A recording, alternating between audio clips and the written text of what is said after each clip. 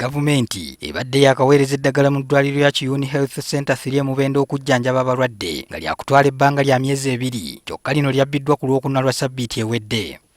Tetumanyiwa wakujja ddagala kubanga eryo minisitule yali eweerezza wano okulaba nga litujjanjaba.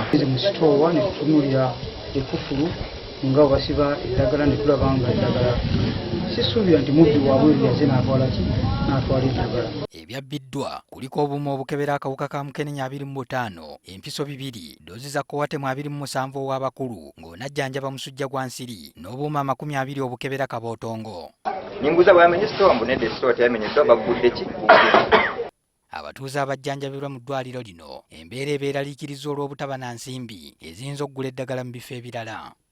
Twandiviiramu okufa kubanga eddagala lino abamu babadde baba kakumiro mu disitulikiti Kibaale lwalino nga libayamba naye ate mu mbeera yaffe mu kyalo mwe muno omuntu atalina singisa enkubiri esobola kugula ekerenda.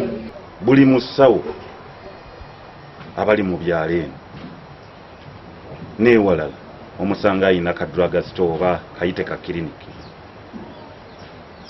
ate nga bo bennyini ne ssente tebalina obasuubira kukola ki kubba ddagala. Joseph Kakooza nga mbaka wa Paalamenti akiikirira ekitundu kino ekyabuweekula atuuse ku ddwaliro lino n'ateeka omusawo avunaanyizibwa ku sitoowa y'eddagala lino ku nninga. Kuba ku ssimu y'oli ate yakyamu.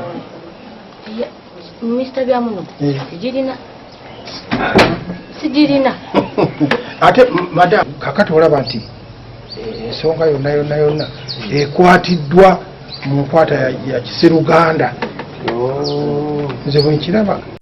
Okusinziira ku nziba gye lyabbiddwa kiteeberezebwa nti olukwe lwandibanga lwakoleddwa abantu ab'omunda mu ddwaliro lino era abamu bagombeddwamu obwala.